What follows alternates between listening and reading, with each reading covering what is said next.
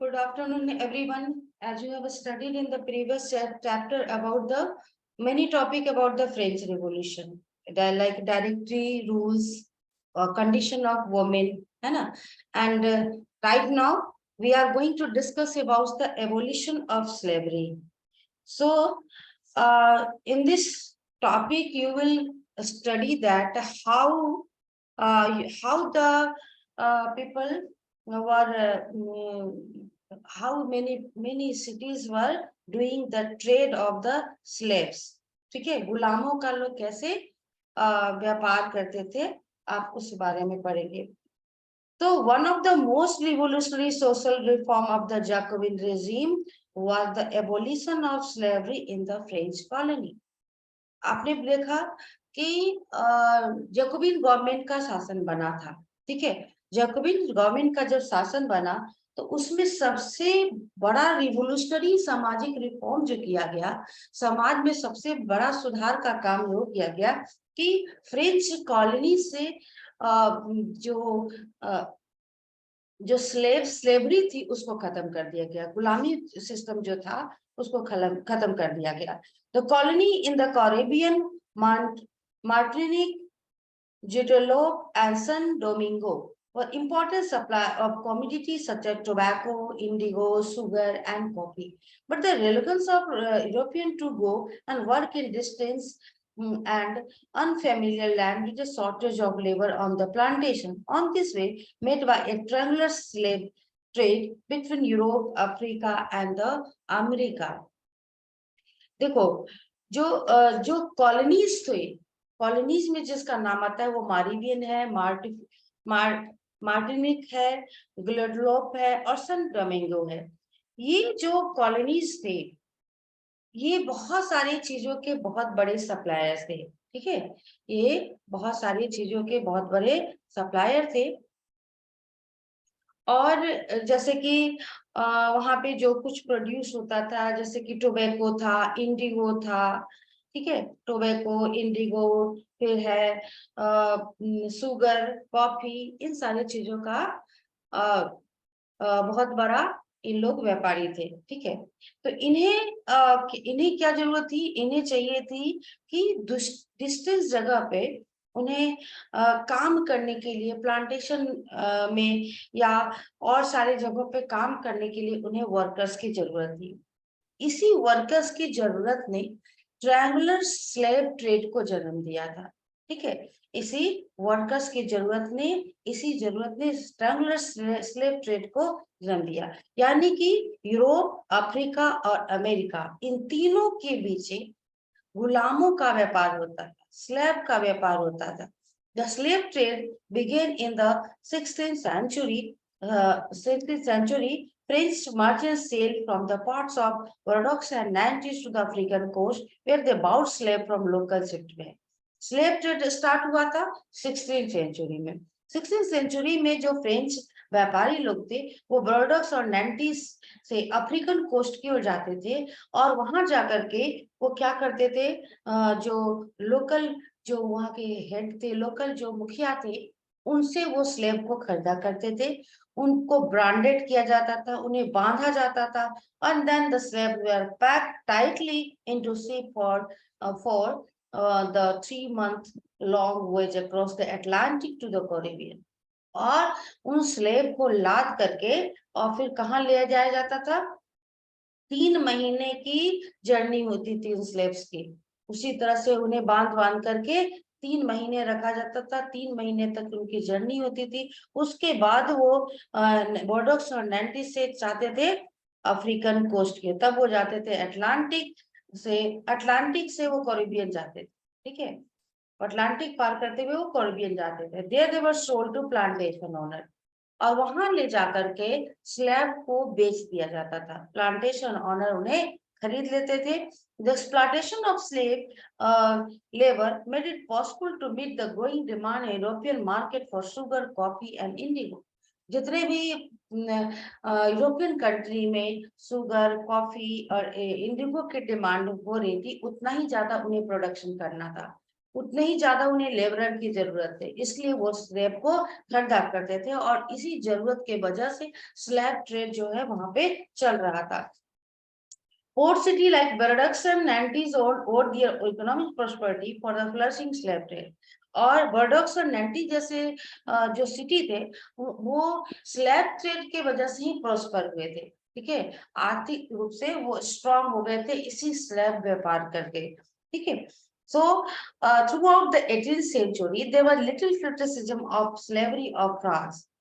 It's 18th century में पहले तो आप देख रहे हो कि रैकोबिन क्लब्स ने इसे रिवोल्यूट किया था, लेकिन 18th सेंचुरी में कह रहे हैं कि थोड़ा बहुत क्रिटिसिज्म हुआ, लेकिन नेशनल असेंबली में इस बात को लेकर डिबेट भी हुआ, डिस्कशन हुआ कि सारे लोग एक समान है, किसी के साथ इस तरह का अमानवीय व्यवहार नहीं किया जाना चाहिए, लेकिन कोई भी लॉ पास नहीं हुआ। But national assembly did not pass any law feeling opposition from businessman whose income depend on the slave trade. इसलिए वहां पे बिल पास नहीं हुआ कि उन्हें सपोर्ट किससे मिल रहा था, जो नेशनल असेंबली के मेंबर थे उन्हें सपोर्ट मिल रहा था बिजनेसमैन से। और अगर वो स्लेव के अगेंस्ट बातें करते तो क्या होता, ये बिजनेसमैन का जो सपोर्ट था ये खत्म हो जाता। तो ये सपोर्ट न जाए इस डर के मारे कोई भी वहां पर कोई भी ऐसा लॉ नहीं बनाया गया था।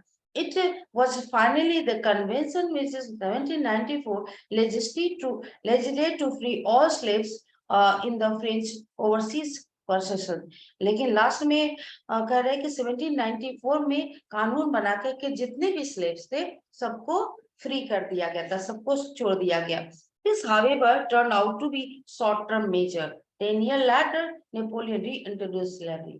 ठीक है, लेकिन ये शॉर्ट टर्म मेजर ही कहा जा सकता है। 1794 में लॉ बना करके स्लेवरी को पूरी तरह से खत्म कर दिया गया, लेकिन इसे शॉर्ट टर्म मेजर कहा जा रहा है क्योंकि 10 इयर्स के बाद नेपोलियन बोनापार्ट ने फिर स्लेवरी सिस्टम को री इंट्रोड्यूस कर दिया, फिर उसे लागू कर दिया।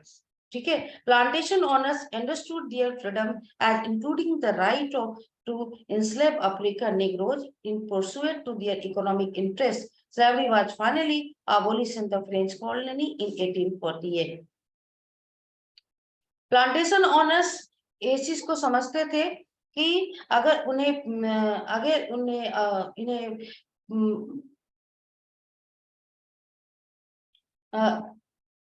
उनका फ्रीडम जो है वो उन्हें मतलब स्लैब रखने का राइट है। सो अफ्रीकन निग्रो अपनी इकोनॉमिक इंटरेस्ट को देखते थे। जो लोग व्यापार में इन्वॉल्व थे उनका तो मेन इनकम जो था वो स्लैब ट्रेड था, तो वो अपनी इकोनॉमिक इंटरेस्ट को देखते थे। लेकिन फाइनली 1848 में स्लैवरी को खत्म कर दिया गया। So thus I'm repeating this topic once again. So सबसे पहले जोकोविन क्लब ने इस एक मोस्ट इम्पोर्टेंट इकोनॉमिक रिफॉर्म लाया और ये इकोनॉमिक रिफॉर्म था फॉर एबोलिशन ऑफ स्लेवरी। जो कॉलोनीज थे, फ्रेंच कॉलोनीज, जो कैरिबियन के जो कॉलोनीज थे वहां पर बहुत सारे चीजों के लोग सप्लायर थे। ठीक है, टोबैको था, इंडिगो था, शुगर, कॉफी, बहुत सारे चीज को वो सप्लाई करते थे। इसके लिए उन्हें, चूंकि यूरोप में इन सारे चीजों का डिमांड था, इन सारी चीजों का उन्हें ग्रो करना था, इन सारी चीजों को का प्रोडक्शन करना था, जिसके लिए उन्हें लेबर का रिक्वायरमेंट था। और वो लेबर कहाँ से मिलते, तो उस लेबर की रिक्वायरमेंट को पूरा करने के लिए स्लेव ट्रेड शुरू हुआ, जिसमें कि तीन कंट्री के बीच, तीन कंट्री में कह रही हूँ, तीन कॉन्टिनेंट के बीच एक ट्रायंगुलर स्लेव ट्रेड शुरू हुआ, यूरोप, अफ्रीका और अमेरिका के बीच। स्लेव ट्रेड शुरू हुआ था 17th सेंचुरी में। बोर्डोस और नैंडीज दो ऐसे शहर थे जो कि स्लेव का ही व्यापार करते थे और स्लेव के व्यापार करके ही वो अपनी आर्थिक स्थिति को स्ट्रॉन्ग बनाए हुए थे। सो बोर्डोस और नैंटी से लोग जाते थे अफ्रीकन कोस्ट की ओर, वहां के लोकल लोगों से, लोकल मुखिया टाइप के लोगों से वो लोग क्या खरीदते थे, वो स्लैब खरीदते थे। उसके बाद स्लैब के ऊपर ब्रांड किया जाता था, उन्हें बांधा जाता था, बांध करके उन्हें जहाज में लाद दिया जाता था और उस जहाज में वो लगभग 3 महीने यात्रा, उसी तरह से टाइटली बंधे हुए वो 3 महीने यात्रा करते थे। उसके बाद ले जाकर उन्हें प्लांटेशन ऑनर के पास उन्हें बेच दिया जाता, ठीक है। उसके बाद प्लांटेशन ऑनर को सेल कर दिया जाता था। तो कह रहे कि बर्डोक्स और नैंटी जैसे शहर की इकोनॉमिक प्रोस्पेरिटी ही स्लेव ट्रेड पर डिपेंड कर रही, ठीक है। उसके बाद 18th सेंचुरी में कहा क्या कि स्लेव ट्रेड का थोड़ा क्रिटिसिज्म हुआ, नेशनल असेंबली में बहुत डिबेट हुआ, लेकिन कोई लॉ पास नहीं किया गया, इसलिए कि जो नेशनल असेंबली को बिजनेसमैन का सपोर्ट मिल रहा था, वो स्लेव ट्रेड से अपना इनकम बना रहे थे। और अगर नेशनल असेंबली से स्लेव ट्रेड के लिए कोई भी लॉ, उसके अगेंस्ट कोई भी लॉ बनाती, तो उसका सीधा लॉस बिजनेसमैन को होता, और बिजनेसमैन का अगर लॉस होता तो वो अपने सपोर्ट, नेशनल असेंबली को सपोर्ट, अपना सपोर्ट वो विड्रॉ कर लेते। इस डर के मारे नेशनल असेंबली ने कोई भी लॉ नहीं बनाया, लेकिन फाइनली 1794 में कुछ लॉ बनाए गए, और लॉ बना करके जितने भी स्लैब्स थे उन सबको फ्री कर दिया गया, ठीक है। और लेकिन ये बहुत शॉर्ट टर्म के लिए हुआ, क्योंकि 10 इयर्स के बाद फिर नेपोलियन बोनापार्ट ने स्लेवरी सिस्टम को फिर से री इंट्रोड्यूस कर दिया, ठीक है। तो ये था आपका स्लेव ट्रेड, ठीक है। अगला जो टॉपिक हम लोग देखेंगे वो टॉपिक है revolution and everyday, revolution and every day. So, can politics change the clothes people wear, the language they speak, or the books they read? The year following 1789 in France saw many such changes in the lives of men, women, and children. The revolutionary government took it upon themselves to pass law that would translate the ideas of liberty and equality into everyday practice. सो करेंगे क्या politics जो है लोगों के पहनने, खाने और बोलने के तरीके, उनके बुक्स चेंज कर सकता है। 1789 में फ्रांस में ऐसे ही कुछ चेंजेस देखने को मिले। यहाँ लोगों स्त्री, पुरुषों और बच्चों के लाइफ में बहुत सारे ऐसे चेंजेस आए। रिवोल्यूशनरी गवर्नमेंट ने कुछ ऐसे लॉ बनाए जिसमें कि लोगों की लिबर्टी, लोगों की इक्वलिटी पर ही खतरा हो गया। कैसे था, क्या था, वो हम लोग अभी देखेंगे। One important law that come into effect soon after the storming of Bastille in the summer of 1789 was the abolition of censorship. एक इम्पोर्टेंट लॉ बना था जो कि इफेक्ट में भी आया जब बास्टाइल पर लोगों ने अटैक किया था। उसके बाद बास्टाइल पर अटैक करने के बाद समर 1789 में बास्टाइल पर अटैक करने के बाद एक लॉ बनाया गया, और वो लॉ था एबोलिशन ऑफ सेंसरशिप, यानी कि जो प्रेस है उसकी स्वतंत्रता को बैन कर देना। In the old regime, all written material and cultural activities, books, newspaper, plays could be published and performed only after they have been approved by the censor of the king. अब censorship को evolution के बाद क्या हुआ, जितने भी written materials थे, जितने भी कल्चरल एक्टिविटीज थी, वो सारे जो बुक्स, न्यूज़पेपर या ड्रामा ये सब पब्लिश होता था, उसको सबसे पहले राजा से परमिशन लेना होता था। मतलब after consent of king, after censorship of the king, anything can be pass, any written material can be published.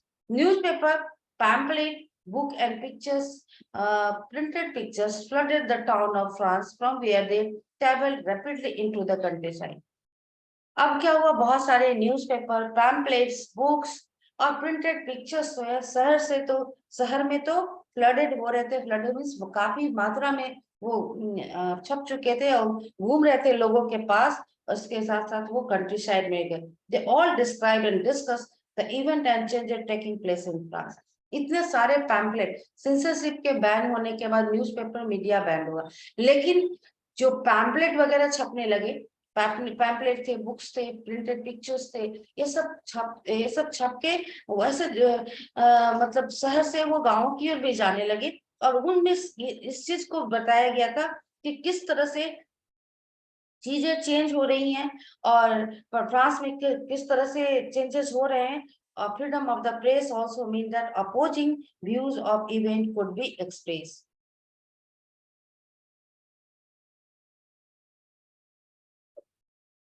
ठीक है, each side sought to convince the others of his position through the medium of print, plays, songs, and festive procession attracted large number of people. This was one way they could grasp, identify with ideas such as liberty or justice that political philosophers wrote about and at length in text which only a handful of educated people could read. तो आप देख रहे हो कि censorship, actually I just want to clear that censorship जो था, censorship का मतलब होता है to control on media. Abolition of censorship का मतलब हो गया कि मीडिया को स्वतंत्र करा दिया गया, मीडिया फ्री हो गई, ठीक है, मीडिया फ्री हो गई। पहले जहां पे राजा जो थे, पहले जो राजा जो था, राजा के परमिशन के बाद ही कुछ छपता था, अब ऐसा नहीं हो गया, बहुत अधिक मात्रा में चीजें छपने लगी और वो सारे जगह पे फैलने लगी। ये जो चीजें, जो तरह तरह के पैम्पलेट्स और बुक्स और न्यूज़पेपर वगैरह छप रहे थे, उनमें फ्रांस के सिचुएशन को दिखाया गया था कि फ्रांस जो है वो वहां पर किस तरह के चेंजेस हो रहे हैं। हर लोग इस इस side south to convince the other of his position to the medium of printing के माध्यम से लोग एक दूसरे को कन्विंस करने की कोशिश कर रहे थे। जो ड्रामा, जो सॉन्ग, जो फेस्टिव प्रोसेसेस जो उसमें छप रहा था, वो लोगों को अट्रैक्ट कर रहे थे। और ये एक ऐसा तरीका था जिसमें कि लोगों में लिबर्टी और जस्टिस जैसे विचार डेवलप हुए, जो कि जिसकी बात पॉलिटिकल फिलोसफर करते थे, ठीक है। तो अब पहले जहां पर जो कुछ शक्ति थी वो कुछ लोगों तक लिमिटेड था, अब वो सभी लोगों तक पहुंच रहा था, ठीक है। So students, any doubt? थोड़ा any doubt? Are you getting what I am? No, ma'am. देखो, I will explain it once again if you feel any confusion. Then कहने का मतलब है कि जब फ्रांस में पहले क्या था, पहले सिचुएशन ये था कि व्हाटएवर न्यूज़पेपर, मैगजीन्स, बुक्स वगैरह पब्लिश होते थे, वो किंग के परमिशन के बाद होते थे। लेकिन जब एबोलिशन हो गया, इसको हटा दिया गया, प्रतिबंध हटा दिए गए मीडिया और न्यूज़पेपर पर, तो बहुत तरह के पैम्पलेट, बुक्स, न्यूज पेपर और तरह तरह के रिटन मटेरियल्स टाउन से लेकर के 20 साइड तक पहुंचने लगे। और उसमें वो सारी चीजें डिस्क्राइब की हुई थी, जिसमें कि फ्रांस में जो चेंजेस लगातार हो रहे थे, उन सारी चीजों को लोगों तक पहुंचाया जा रहा था इन सब के जरिए, ठीक है। और जब फ्रीडम ऑफ प्रेस हो गया, तो लोग अपने अपोजिंग व्यू भी लोगों अपने छपवाने लगे, अपने अलग अलग विचार भी छपवाने लगे। हर लोग जो है, हर व्यक्ति जो है वो प्रिंट के माध्यम से अपने विचारों को एक्सप्रेस कर रहा था, जितने भी प्लेस से, सॉन्ग से, ठीक है। और जितने भी ये सब चीजें थे, ये लोगों को अट्रैक्ट कर रहे थे, ठीक है।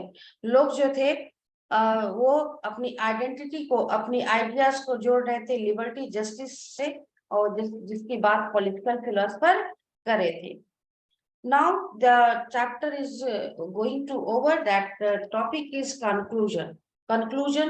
In 1804, Napoleon Bonaparte crowned himself Emperor of France. He set out to conquer neighboring European countries, disposing dynasties and creating kingdoms where he placed member of his family.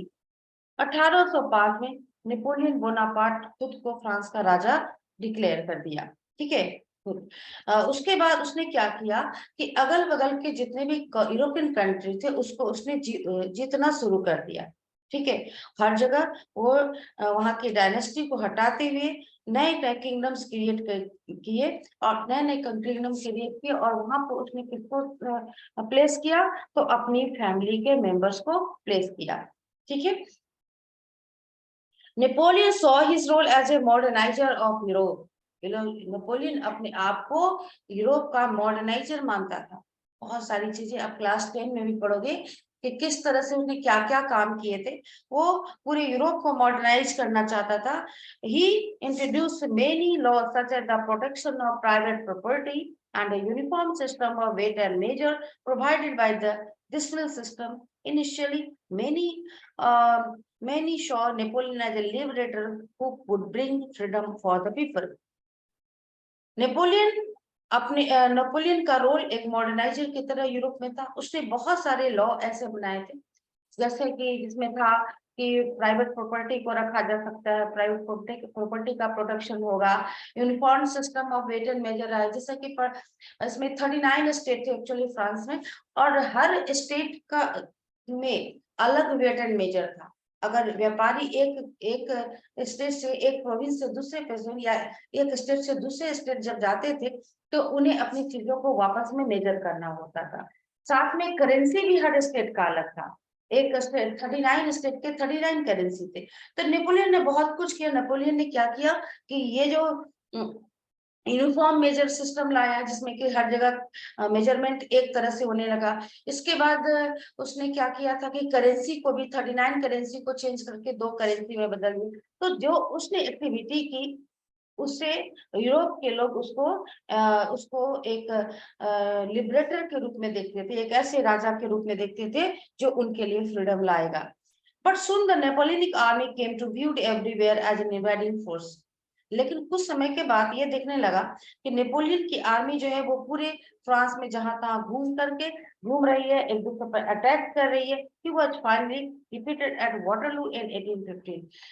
Napoleon जो था वो फ्रांस के साथ साथ बहुत सारे यूरोपियन कंट्री में भी कुछ कुछ प्लेसेस का कैप्चर कर लिया था, और वो अपनी पॉलिसीज को वहां भी वो इम्पोज कर रहा था। ठीक है, लेकिन फाइनली 1815 में वाटरलू के युद्ध में नेपोलियन जो है हार गया। Many of his measures that carried the revolutionary idea of liberty and modern way to other part of Europe had an impact on the people long after Napoleon had.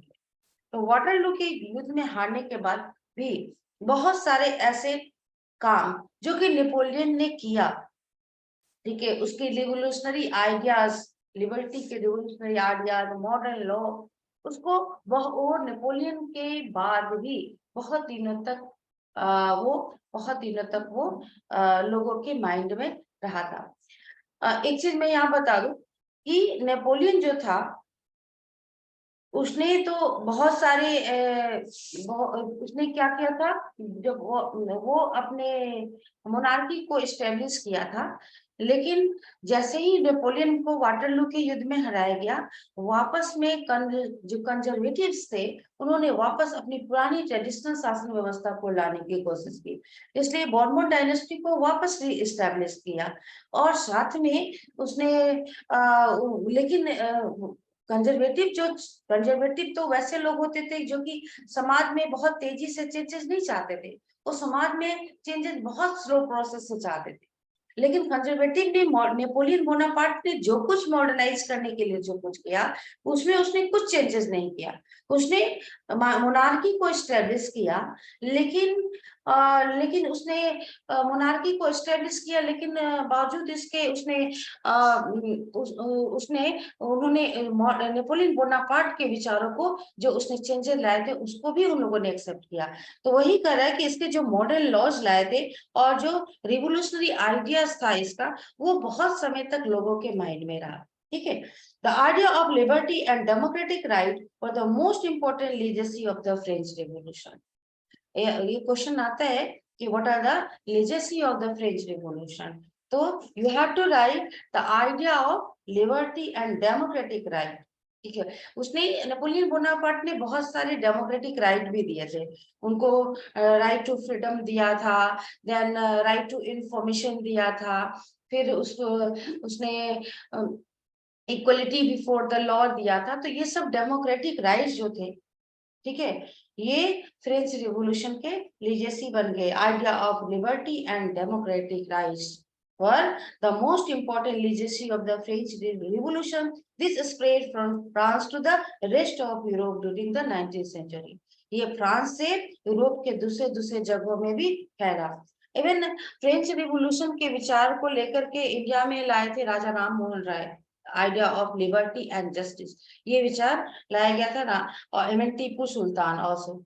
ठीक है, तो ये कह रहे कि ये तो यूरोप में तो हर जगह फैला है, वेयर फेजुअल सिस्टम वेयर अबोलिश्ड, और इसी का परिणाम था कि यूरोपियन कंट्री के अंदर जहाँ पे फेजुअल सिस्टम था, क्योंकि नेपोलियन बोनापार्ट ने फेजुअल सिस्टम को खत्म कर दिया था, तो उसी का प्रभाव था कि फेजुअल सिस्टम यूरोप के दूसरे कंट्री में भी खत्म हुआ।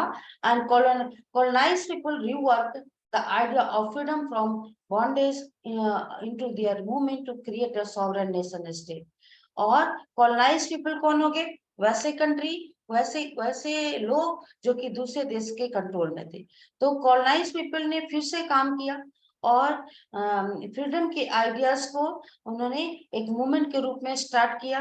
फ्रीडम के आइडियाज पर उन्होंने अपना मूवमेंट स्टार्ट किया और बाद में वो जाकर एक सॉवरेन स्टेट बने। Tipu Sultan and Raja Ram Mohan Roy are two examples of individual who responded to idea coming from revolutionary France। Bharat में अगर देखिए तो दो ऐसे लोग थे जिन्होंने फ्रेंच रिवॉल्यूशन के इस आइडिया ऑफ लिबर्टी और फ्रीडम को लिया था, वो थे टीपू सुल्तान एंड राजा राम मोहन राय। ठीक है,